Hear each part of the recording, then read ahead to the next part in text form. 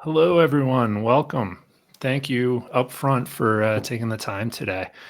To get into things right away, we are doing a series of these webinars, these sessions for IT companies, people in the channel, really just interview style fireside chat in order to help others out, to help people in totally diverse topics. Uh, and some housekeeping items before we get into it. If you do have any questions, any comments on anything either myself or John is talking about today, please don't hesitate to put them right into the LinkedIn comments, and we will see them and potentially pop them up on the screen and touch on them. We're scheduled today to go 30 minutes. We may go a little under, a little over, but that's about the time period there. Our topic today, I think, and John and I were just talking about this, just so important and something that isn't talked about enough, which is just hiring, IT hiring and staffing. I know for us, we've had clients that have talked about churn and just all these issues of finding the right people for the right roles and how much it affects, their clients, themselves, et cetera.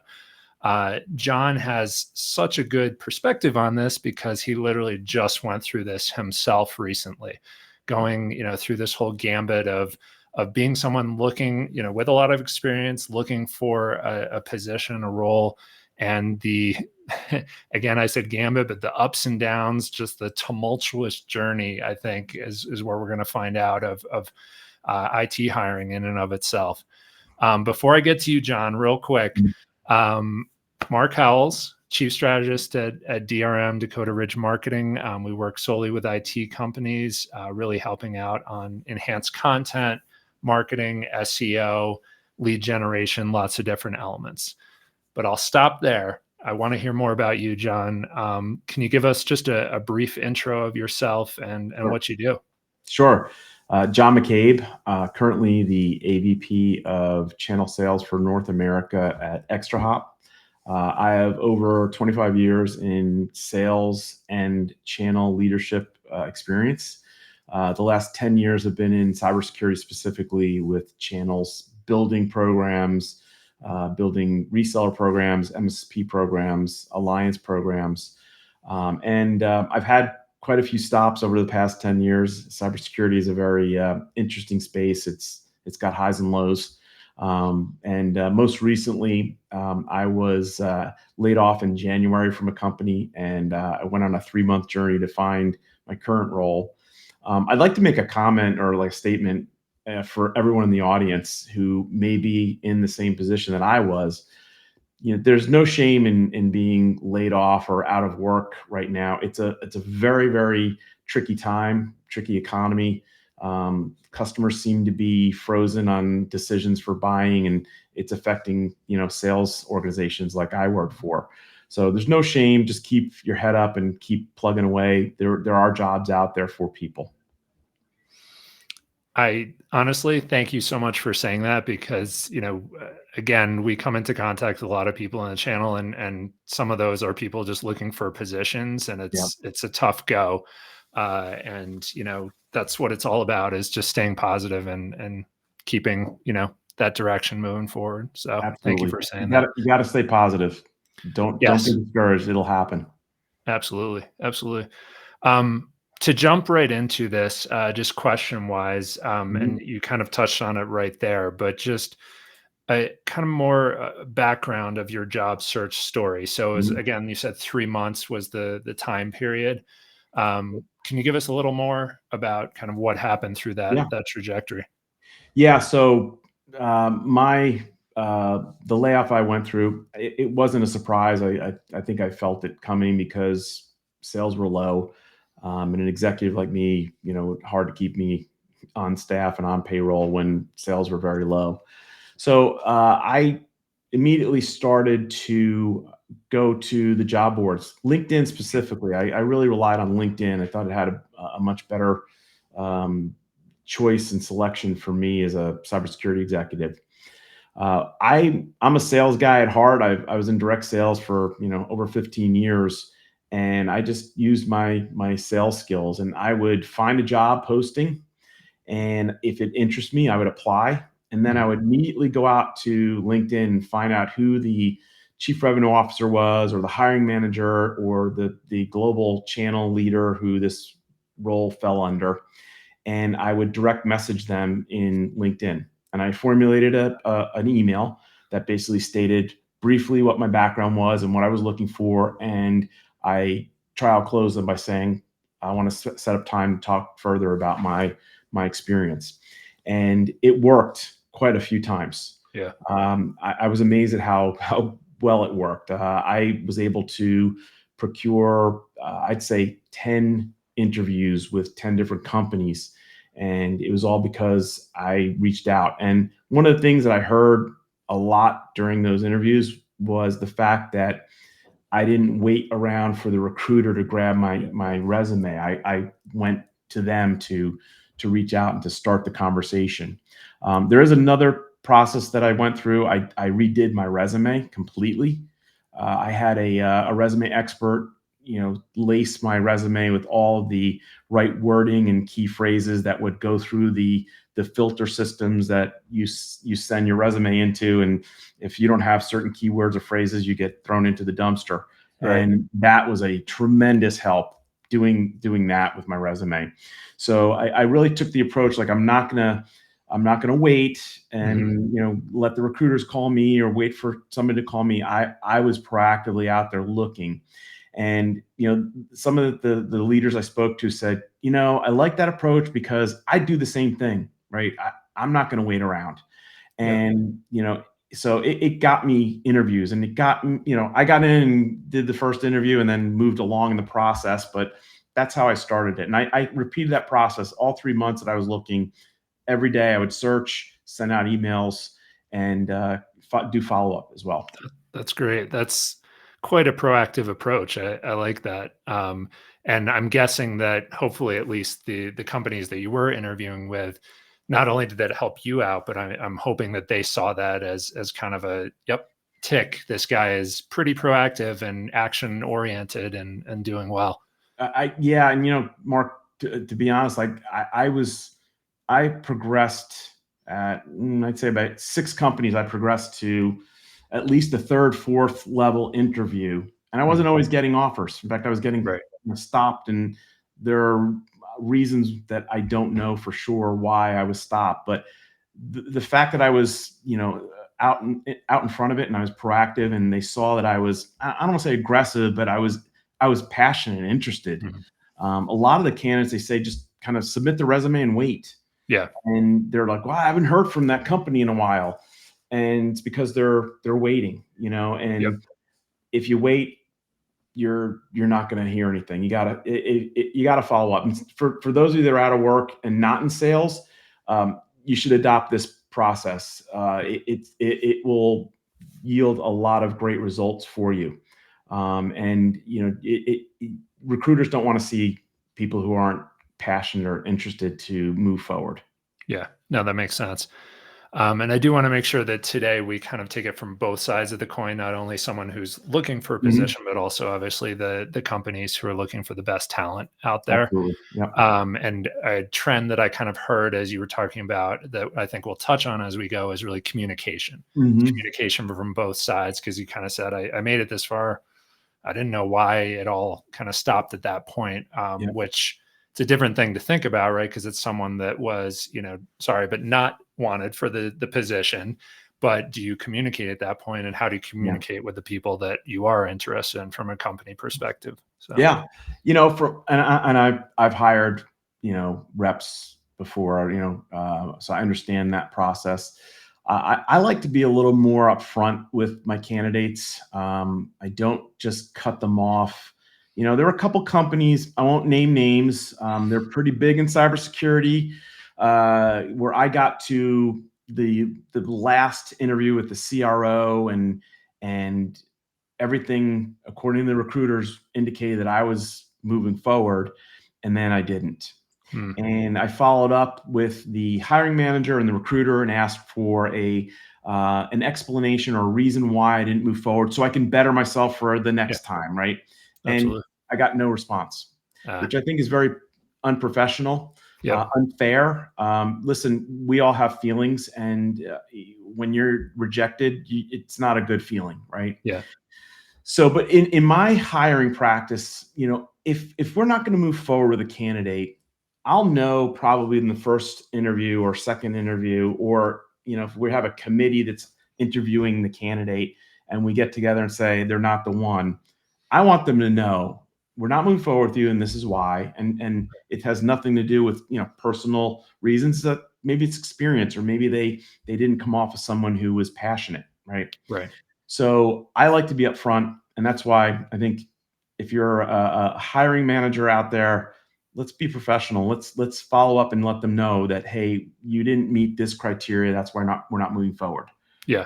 It's just common courtesy. Right. No, that makes perfect sense. Yeah, common courtesy side of things. I also feel like it's kind of a different aspect of burning bridges in a way. Do you know what I'm saying? Because Absolutely. you now have a bad taste in your mouth about those Mhm. specific companies. We won't name names again, No, but I'll just tell you yeah. two quick stories. I was at RSA in San Francisco in the beginning of May, and I just started at ExtraHop. And I literally passed by the CRO from a company that I went to the final interview with. And he was standing on the street talking on the phone. And I was talking with a friend. And after my friend walked away, I turned, and this guy was literally in my face. And he's like, "John." And I said, "Yeah." And he said, "Hey." And he was all friendly with me and trying to be my buddy. And he's like, "Hey, our meeting room's over here. Why don't you come by? You can have we're having a happy hour." And like, he wanted to be my friend, yet Right. he cut me off at the knees and would not give me a reason why they didn't move forward, Wow. right? And it was kind of the way they went about it was not good. Yeah. I was the candidate, and then all of a sudden I wasn't. Right. So that was one story. And then another story, another hiring manager who I went to the final interview with, all of a sudden, out of nowhere, I'm in a group called Partnership Leaders, and he Mhm. is also in that group with me. And he reached out to me through Partnership Leaders and tried to link in with me as well, and wanted to be a little more chummy with me, and said, "Hey, let's try to talk sometime." Well, I tried to talk to them when when they rejected me, and I got no response. So Yeah. I think you got to be real. People are human. We have feelings, and we want to know. Not knowing is worse than knowing, in my opinion. Oh, 100%. Yeah. Yeah. Now there's multiple elements to that. Absolutely. But so to um just jump into a couple of the other elements of this. So one piece, and we've kind of touched on a few, but what do you feel are the biggest obstacles IT companies face when trying to recruit really top talent? Yeah, that's a good question. And years ago, I think the biggest hurdle was like fake resumes, and fake experience. I think that's Right. gotten better, especially with companies who have, they research and look at your background with, fine tooth comb now. But I think the biggest thing that you run into is maybe a candidate who has a limited amount of the requirements needed for the job, the experience, and they're applying for a bigger position, Yeah. and you really can't move forward with them because you need them to have, not just X and Y, but X, Y, and Z experience, right?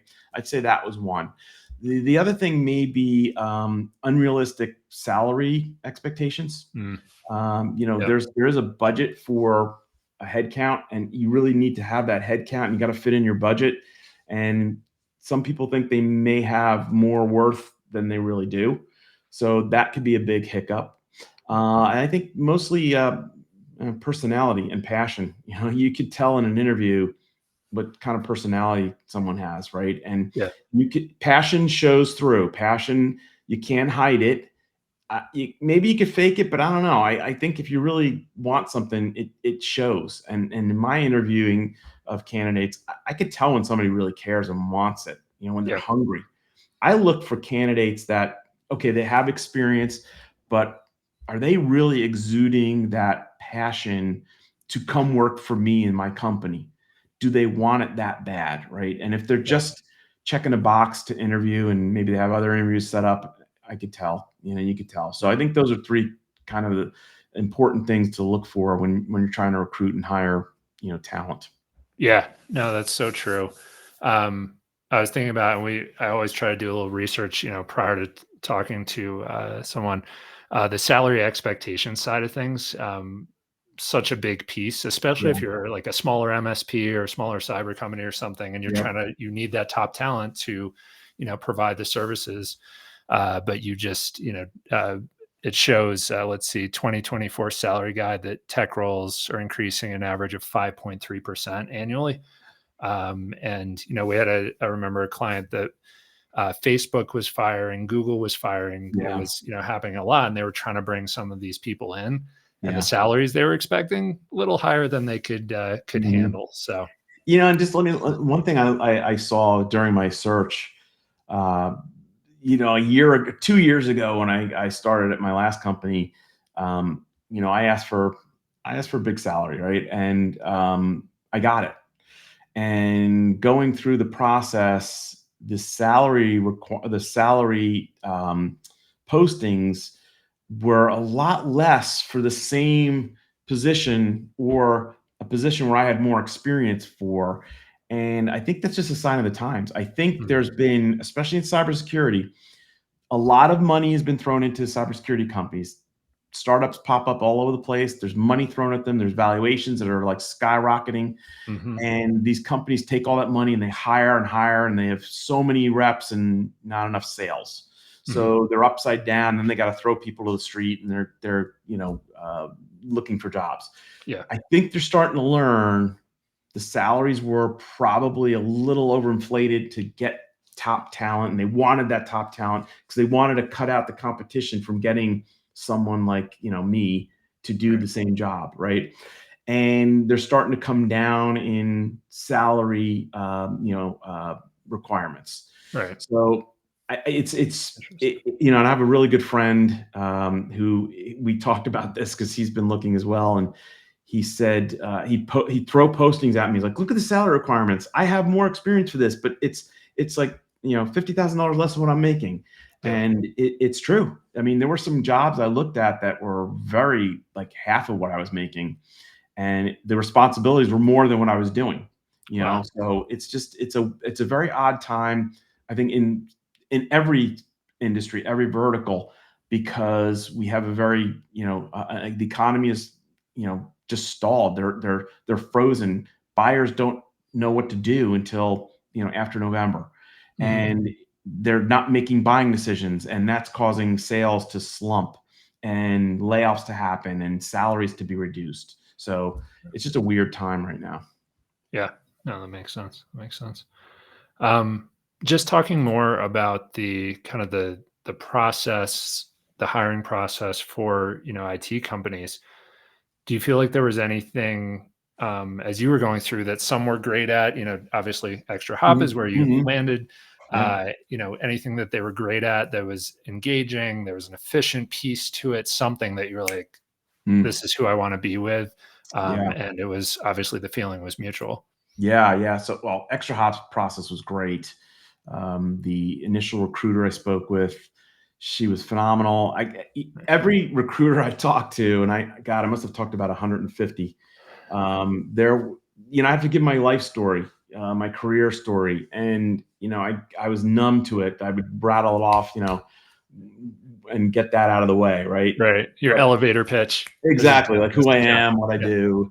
I kind of gave you a sample at the top of the call of what I used to talk to. But at Extra Hop, they were great. The recruiter saw my background. She's like, I don't know if I really have to ask you any questions. You have an amazing background. And then we started talking about other things. And long story short, my daughter and her stepsister go to Clemson University. And that's what we talked Nice. about. And like she was like, I really like you. You're passionate. I'm going to move you on to the next level. And I went to the hiring manager and went to the 5 levels of interviews, and here I am.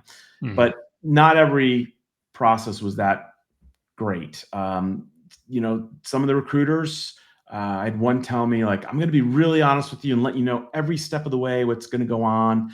And they happen to be one of the companies I just talked about that when I didn't get the job, wouldn't respond to me about why. Yeah. So it's these recruiters are, I think they're probably doing this so many times, they're numb to the whole process, and they don't really, I don't think they care what you're all about. They just want to see that you have the required criteria to move forward to, check the box that they've gotten Yeah. qualified recruit, right?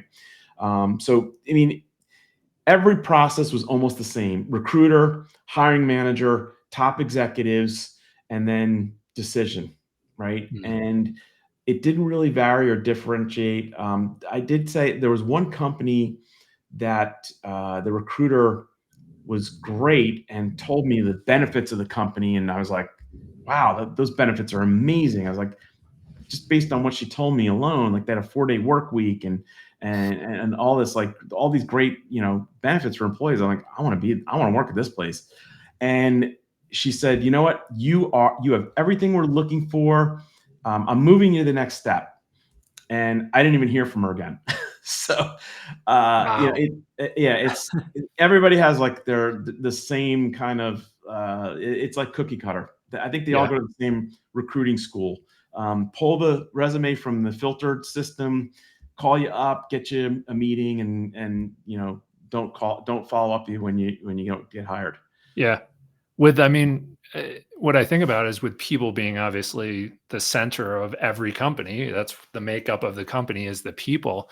Sure. Do you feel like that's coming from the top down of like, well, I'm so focused on our services over here that the hiring process is just, yeah, we have recruiters and they're handling their stuff over there. Is it not looked Yeah. at enough and not honed enough to say, here's our culture, here's what we're trying to do with these people.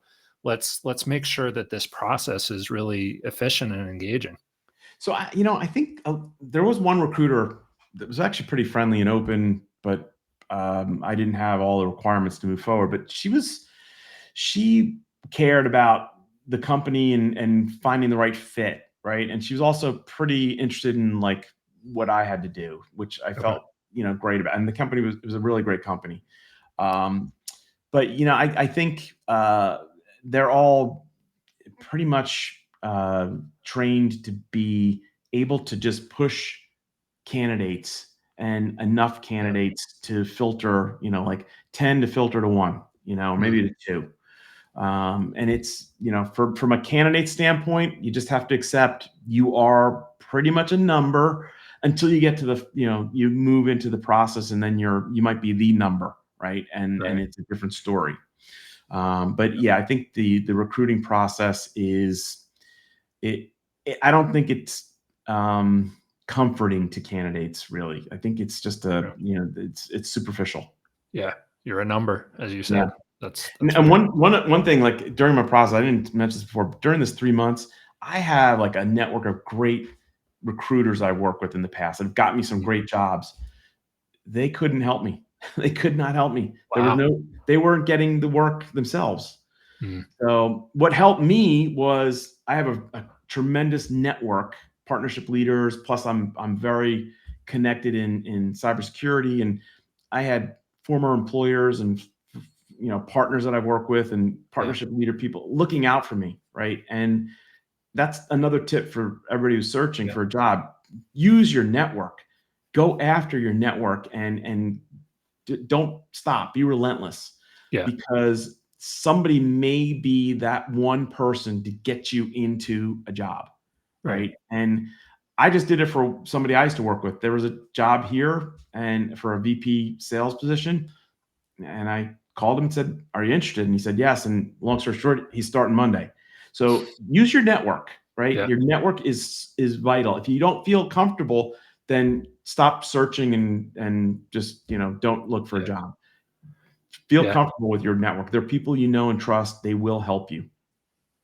I feel like kind of backpedaling from that point is also from a proactivity standpoint, cultivate your network no matter Mm, what situation you're in right now, because you right. never know where you're going to be going, what you're going to be doing in the future. So, Absolutely. yeah. Always, Yeah. keep your network friendly and healthy, and don't take it for granted. It's important. Makes sense. I did want to touch on kind of because, this is from my standpoint, I'm thinking marketing wise. Mm, We obviously work with companies, IT companies, to market their wares to their end clients, but also sure. this is a different style, if you will, of marketing of Mhm. we need the right talent in the door. Yeah. I'm going to merge kind of two questions here. One is, did you have prior knowledge of these companies that you were applying to, different perceptions? And then kind of the second piece to that is any proven marketing strategies to position those companies as a top employer in Mhm. honestly a competitor market. Yeah, great question. So prior knowledge, most of the companies I applied to, I tried to stay cybersecurity industry wise, and I Mhm. knew of them or knew them well. I knew ExtraHop very well. Have a lot of friends that have been there. This is the fourth time I interviewed and tried to get a job there. The three other times it just didn't work out for different reasons. But yes, I knew the companies. If I didn't Yeah. know the company, I would head over to their website and look at what they were all about. And Yep. from a marketing standpoint, you own that front facing web presence. Some of them are really good. Some of them they gave me a clear picture of what they do, and I start to formulate ideas in my head of how the channel could help them. Right. Mhm. Others, not so much. Really didn't understand the technology, and I'd get on with a founder, and they were equally as confusing on what they did from a technology standpoint. But I think it's critical that marketing is helpful in portraying or giving the company story and picture, Yep. because I want to, like, part of my search and the desire to go work for a company is, what does the product do and how Right. can I sell it? Like, how am I going to sell it to partners? ExtraHop is a phenomenal product. I've always known that. And coming here, it's customers and partners love the products, and that's a big plus for me. Looking at all the companies I interview with, some of the products, not so much, but Right. you got to have that. You got to understand what you're getting into, and what you want to be able to be passionate to sell it. Right. Right. That's something that I don't think comes up enough is just this discussion on the marketing side of, again, we're not just marketing outward, we're almost marketing inward in a Hmm. way for future people in the door. And, that speaks to employee advocacy and social media and doing, videos and everything. Like, there are these people that could be the best talent you could bring in the door who are Yep. looking at what you're doing from a content perspective and from Sure. a success perspective of stories that you're putting out there content wise and all these different channels. So Hmm. don't just think this way, think that way as well. And one of the stats that was amazing to me, because the churn is obviously hurting you from a financial Sure. perspective as Oh well yeah. if you're a company dealing with this. But if you have that strong brand, not only are you obviously doing well again for prospective clients, but LinkedIn's research found a 50% reduction in cost per hire just by having a strong brand, because Yeah. you've got I that agree. influx of good people and it's Sure. working. Yeah. Yeah. I agree with that. And the cost of hiring someone and either having to lay them off, fire them, or they quit, it's a big hit for a company. Yeah. And people don't understand that. If you start a job and leave, before a year, that's money out of the company's pocket that to Yeah. train you and give you equipment and all the things you need to be successful at your job. So that's another part that nobody really ever talks about. Yeah. Yeah. No, it's huge.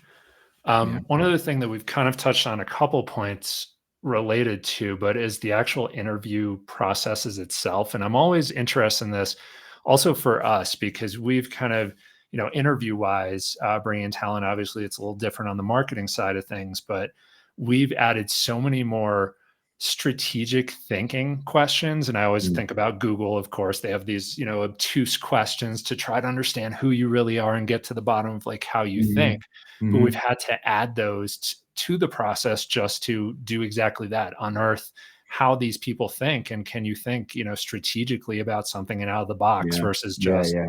boom. So was there anything in the process that you went through that was either positive or negative, specifically about the interviews?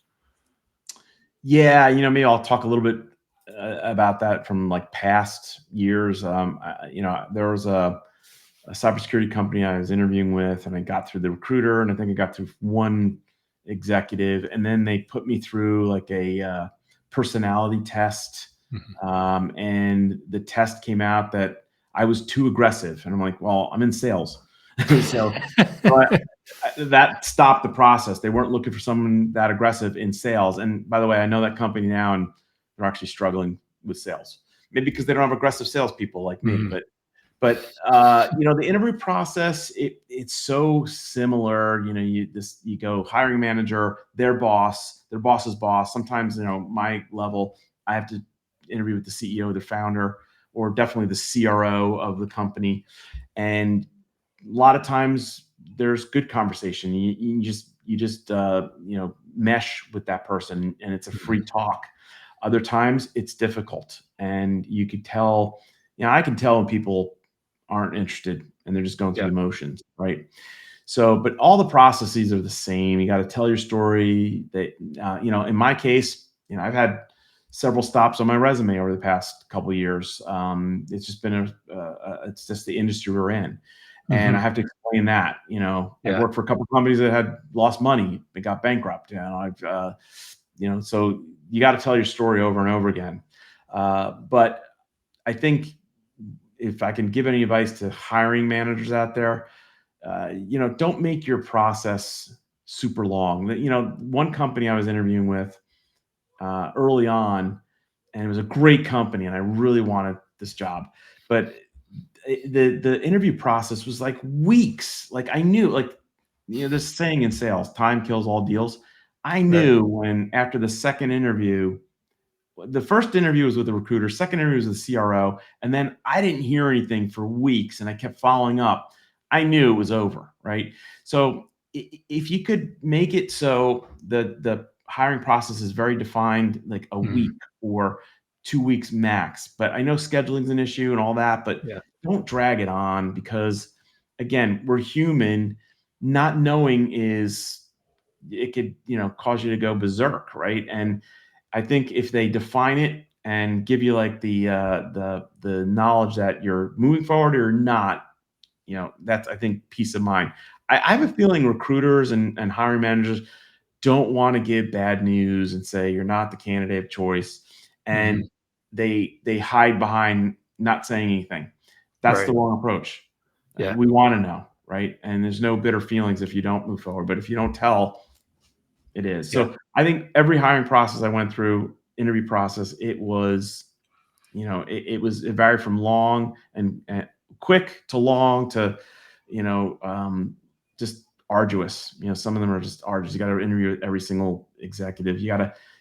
I've also been involved in hiring processes where like four people have to interview them in their committee. And if one says no, you don't get hired. Mhm. And I've gone through Wow. many candidates where one person just doesn't like them, and that's the end of it. Gotcha. Gotcha. Interesting. Well, that you sparked one thing in my mind of like a potential, because I think there's so much that, recruiters or just IT companies could take from what you've said today. But I was just thinking about, like we do net promoter score and like all these different things to find out Mhm. from clients, oh, give us feedback. How are we doing? What if that happened on the other side, on the recruiting side, where Yeah, not only are we sharing with you, I'm sorry, John, you didn't make it, here's why. Also, do you have any feedback for us? That would be quite interesting to go sure. through that process with all these job seekers and say, how could we make our hiring process better? Yeah. Something to Yeah, think about. absolutely. Like I'm seeking feedback from them. If they Yep. sought feedback from me, I would give it to them. Yeah. Yeah. And Well, that actually, makes sense. one company did send me one company did send the company that never followed up with me on why I got rejected at the fourth or fifth level. Yeah. They sent me a survey, and I gave them real feedback. How communication was poor, and I didn't hold back, but I felt like if I sugarcoated it, maybe the next candidate wouldn't be able to, or would go through the same thing I was going through. So Right. I gave them the real feedback that they needed to hear. Gotcha. No, it sounds good. Sounds good.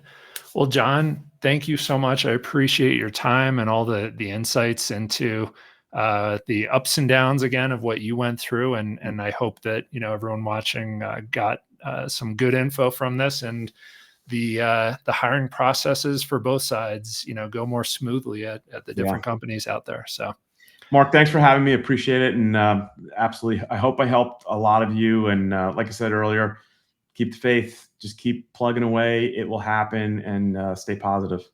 sounds good. Thank you so much, John. And thank you, everyone.